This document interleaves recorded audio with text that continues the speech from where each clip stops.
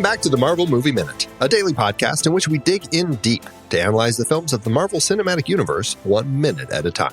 I'm Andy Nelson from thenextreel.com. And I'm Pete Wright, also from The Next Reel. We're getting close to wrapping up Jon Favreau's 2008 film Iron Man, and back with us today is Tommy Handsome from me, The Next everybody. Reel. Here he is, Next Reel, and What's That Smell podcast. Hello. Hello. It feels like it's been forever since we did the last minute, and it's wonderful to be here. On today's show, we're looking at the minute 122 from Iron Man. This minute starts with 19 set dressers, and it ends with the March of the Propmakers. The March of the Somebody Propmakers. needs to write a Christmas song. 19 set dressers, the March of the Propmakers. That sounds like a terrible ballet. Actually, that sounds like a great ballet. I take that back. Tchaikovsky, get on that. Yeah. So right up, we're starting in the costumes. Yeah, we're starting in the costumes. And Pete, you had a question. Yeah, because you guys are both. I mean, you have you produce films. That is, you do this, not just podcasts. You do major things, and I don't know what a table lady is. So that is the first role that I questioned. What is a table lady? This movie, there were 3 of them. Makes sense. The table ladies. First off, I like your use of the word major, and I'm assuming that it's in some nice quotes. Oh yeah, no, I just feel like I'm not allowed to. I'm not allowed to talk about what that is because I just don't know. I don't know what you want me to do. But you have expertise. Is trying to highlight your expertise as professionals in the field, and tell me what is a table lady. That's all I want. It's pronounced tobble. No, I have a table lady. I have no idea. I've never heard of that before. Man, I think that the clue for us is that it is in the costuming section, right below pattern maker, right above the dyers. And so I think the table ladies are probably the people who manage all of the work going on the tables and kind of keep things organized and make sure things are where they need to be for everybody involved. That's my best guess. Like a pit boss for outfits. It is. This is where we get into the gangs. The like on-set production gang. Oh no, those are unions? Is that what it is? Gangs. I don't know. Look, the first table lady, Concepcion Gaxiola. What? Okay, well she's clearly an evil villain. Her first job was Iron Man as a table lady. She went on to Valkyrie as a tailor. And then she went on to War of the Worlds as Key Taylor. So yes. Oh, so she became friends with Tom. She was Tom's friend. War of the Worlds, then Valkyrie, and then she did some in their private practice episodes. And that's all she's done in terms of her IMDb credits. But table lady. And you will note those are her top 4 in the IMDb game. I will because those are her only 4. Oh, because those are the only ones. Yeah. Concepcion, what was it? Concepcion, I don't know. Gaxiola? Gaxiola? Yeah. Oh, she's not even trying that is to hide a wonderful that name. She is such a bully to the other table ladies. Oh, you know what's just occurring to me? They're called table ladies. That sounds like something that we should update. It does. It really does. It feels wrong. Yeah. To me. I don't know if that's why I asked you because now that I know that it's probably a union thing. We don't call them script girls anymore. We call them script supervisors. Okay. Well, well, there's lead man. Yeah. See? Good point. There's a lot of work to do. A lot of work. You're right. They got some cleaning up to do in the old industry here. Ugh. Gross. Yeah. Somebody's gonna have to do it, and somebody's gonna complain about it. And those somebodies are us. Oh, what? You guys, Benton Tedley. Benton Tedley is the set decoration gang boss. Really? Set decoration gang boss? Pete, we don't talk about the set dressing guys. Pete, they might listen to this. Pete, come on. I'm just saying, Benton Tedley, as the gang boss, has done a lot of work in his movies. He's been on some of the big ones as the boss. And he's been in the Swing Gang. That's another one. Mm-hmm. He goes back and forth between being in the Swing Gang and being the lead gang boss and being a set dresser to being the gang boss. So if you're the set decoration gang Feels boss, really ominous. do you just like walk around the table holding a baseball bat, like giving a really long speech? It's more of a tire iron. I think they don't do baseball bats. But they don't? It's not as threatening. But the it's not as threatening as some sort of a... Okay. No, a gang boss. This is great. I'm looking at, this is from careermatch.com in case you were looking for the career of a gang boss. And this is great. Though the title might make you think of someone who breaks bones and makes people a deal they can't refuse, in reality, a gang boss on a film set is more of a project manager. As a gang boss, you work with the construction crew of a movie, making sure everything on the set gets built exactly the way it should. I still think they're more effective when they are carrying the baseball bat. Yeah. I'm going to stick with that. Right. We do have a few Toms, Petes, and Andys. So I figured I'd rattle those off. Actually, I will say, I think this was a Tom-heavy minute. All right. I know. It's this is what we have. Special effects shop foreman, Thomas Pack. Special effects technician, Thomas E. Pelton II. Special effects technician, Thomas Zell. We have production assistant, Peter Woods. And assistant to Mr. Jawadi, Tom Player, which is a convenient name for somebody involved in the music. Oh, yeah. Player. Who's Jawadi? Ramin Djawadi, the composer. Oh, that's what you just said about the music. Got it. Okay. Yes, cool. Yes. All right.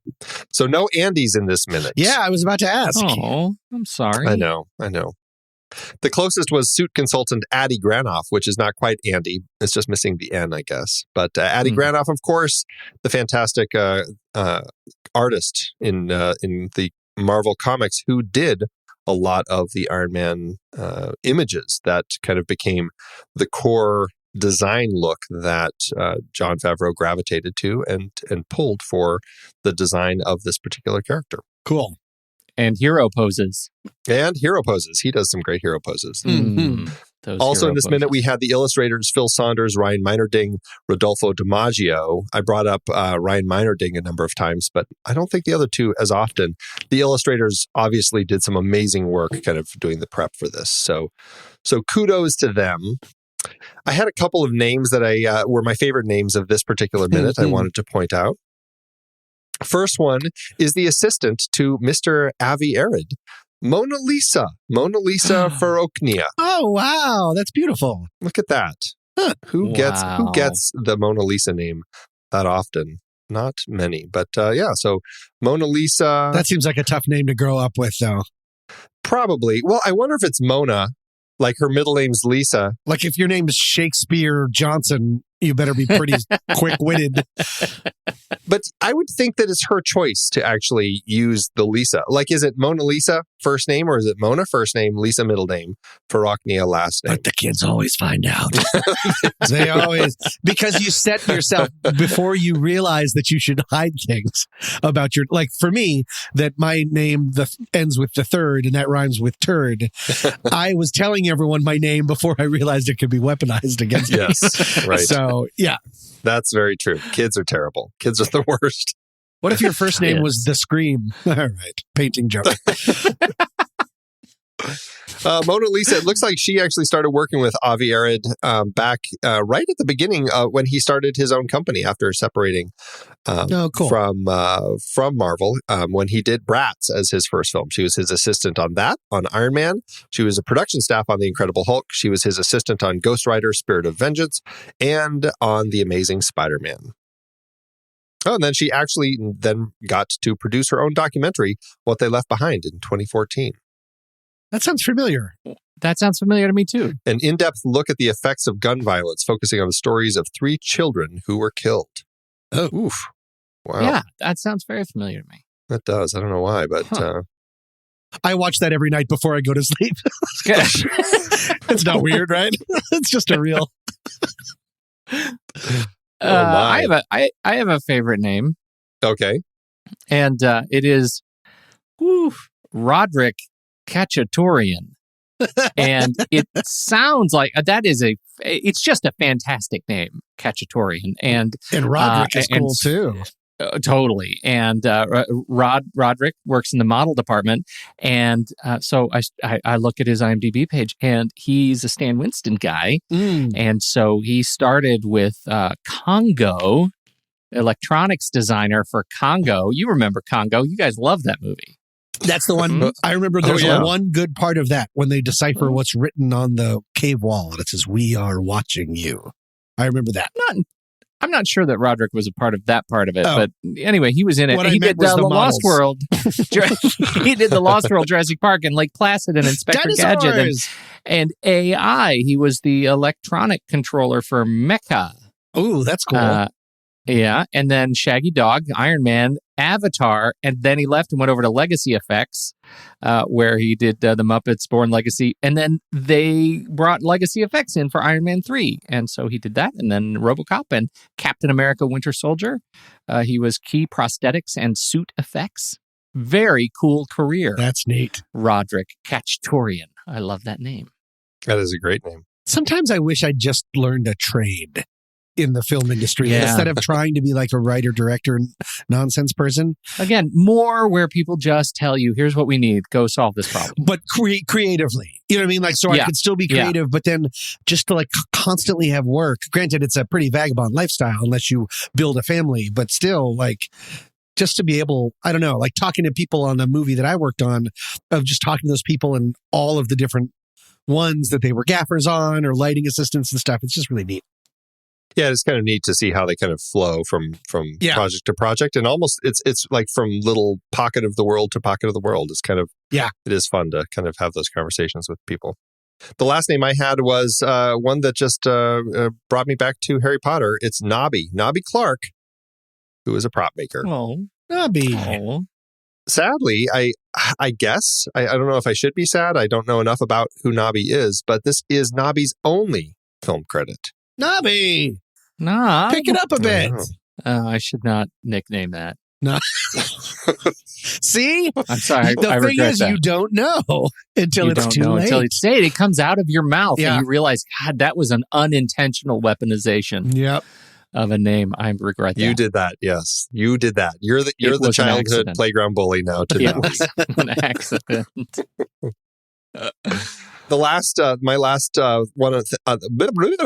The last thing I wanted to point out was that this is the minute when we get our Lieberhead technicians and our Techno Crane, and jumping back to JJ when he was on the show and talking about kind of the camera work he does. This would kind of fit right in with that. So I wanted to just give him another shout out with all the interesting camera work that we got to talk about in regards to that.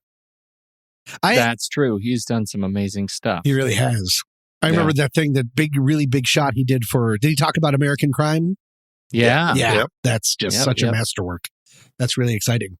I remember way back in the day, because now Steadicams are pretty ubiquitous, and you can buy like a do-it-yourself Steadicam kit like at Walgreens, I feel, at this point. But when the Woolworths. At Woolworths, exactly.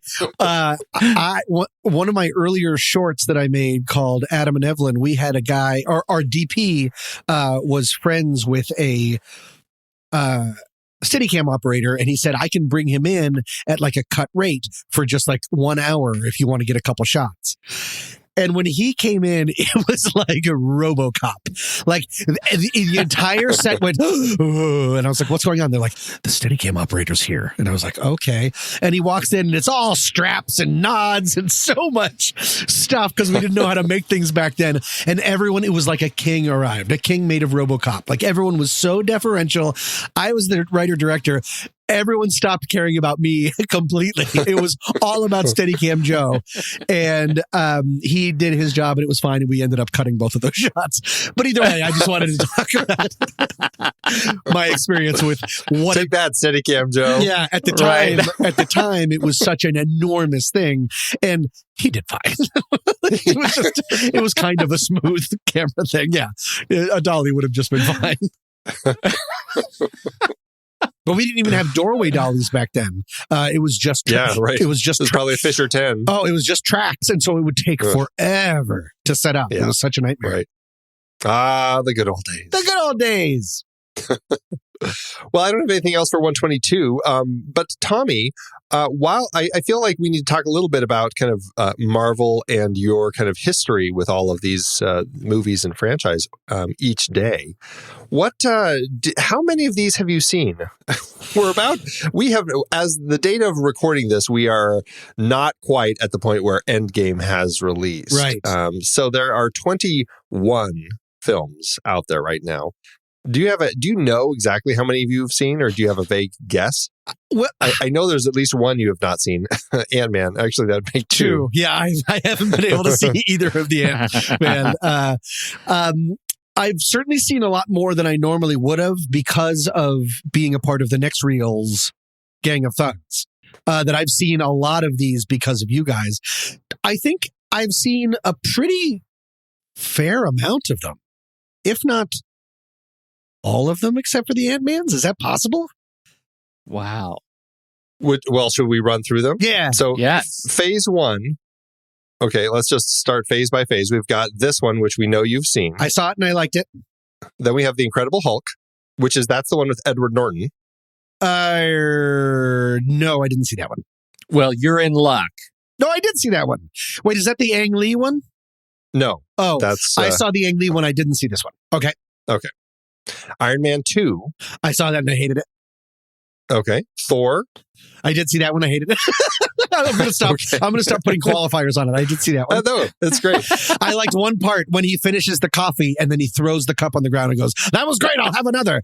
I giggled like a child, and the rest of it was the worst. My least favorite part is when Natalie Portman runs him over the car, runs out and goes, "Please do me a favor and tell me you're not dead." Ugh, who talks like that? That's such gross post Kevin Williamson writing. Do me a favor and tell me you're not dead. No one talks like that if they hit a god with a car. Okay, go ahead. I'm not going to do this for everyone. That's a great quote. Yeah. Nobody does something if they hit a god with a car. Yeah. So true. Captain America, the First Avenger. Yes, I liked that one. Okay. There you go. Marvel's The Avengers. Yep, for the podcast. Did we talk about The Avengers? Did we not? I don't think we talked about the very first one. Then that would be one that, like, Avengers. Friend of the show, Darnell, would have had me go to saying, this is important. If you want to be a part of conversations for the next couple of years, he forces me to watch certain movies. So, yeah. Good on him. Yep.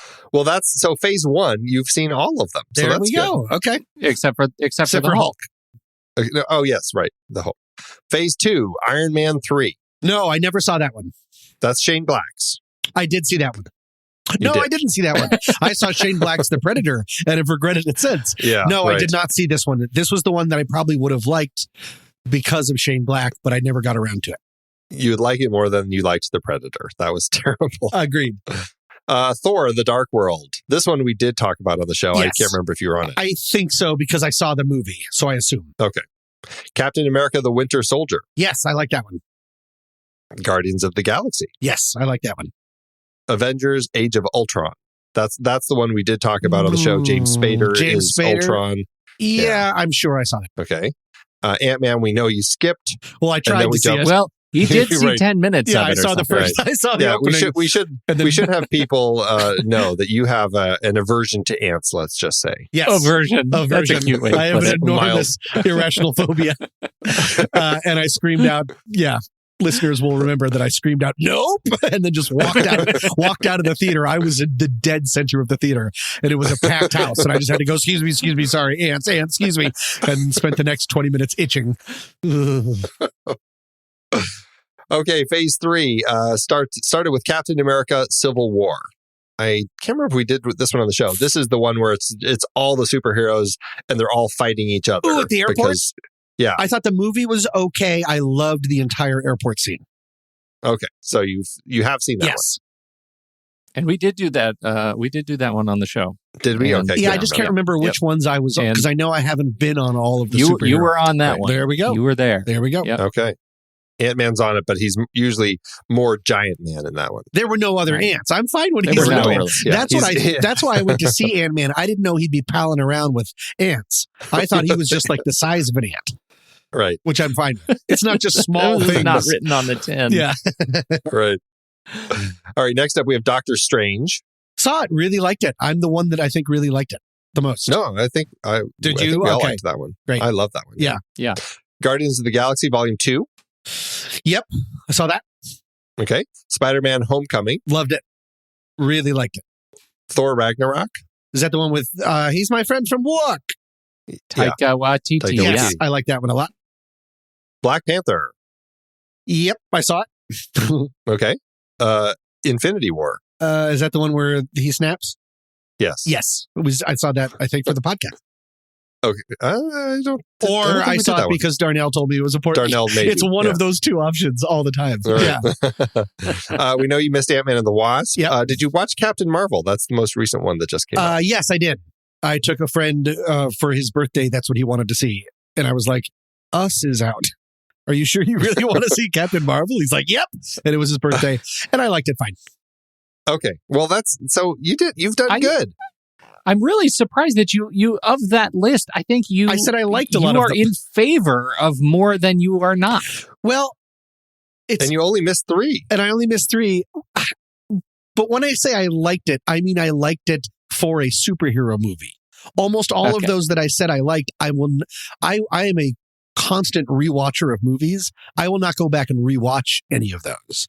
Except Captain America, Winter Soldier, and the airport scene from whatchamacallit, from Civil War, and then Spider-Man. That's the only ones that I have interest in going back and watching again. So I'm sort of grading it on a sliding scale as far as that's concerned. Right. Gotcha. Interesting. Is it? Well, still, it is good to know that your friends have been keeping you in a place where you can stay relevant to society. Yes. So. And I'm so glad that Marvel, for all of my naysaying, that Marvel is the one that has been so successful and has made so many, and it's not under and I'm sorry to keep throwing them under the bus, but like a DC vision. Now I know it's changing because they're finally deciding to just do what Marvel does and make things all shiny and happy. But if these were all that Zack Snyder kind of punch you in the ground with darkness and reverence, I would be so much unhappier. So I'm glad. And so would society. Yeah, We're exactly. really depressed all the time. Yeah. Well, Tommy, would you like to remind everyone where they can find you out online? Sure. I'm on a podcast with Pete Wright, not White, called What's That Smell? It's a sometimes funny podcast about humans and their anxieties. And I'm also on the aforementioned The Next Reels gang of thugs on the film board. Can you tell that I'm not very good at plugs? Oh, that plug's going to be so tight by the end of the week. Really? Oh, that's true. Okay. Practice. Well, everybody, that is it for today's show. Thanks so much for tuning in. Make sure you subscribe to the show for free at MarvelMovieMinute.com. Join us over in our Discord chat room and follow us on Facebook, Twitter, and Instagram at The Next Reel. And if you like what we do and you want to support us and get some cool stuff, become a patron over at thenextreel.com/Patreon. Until next time, true believers.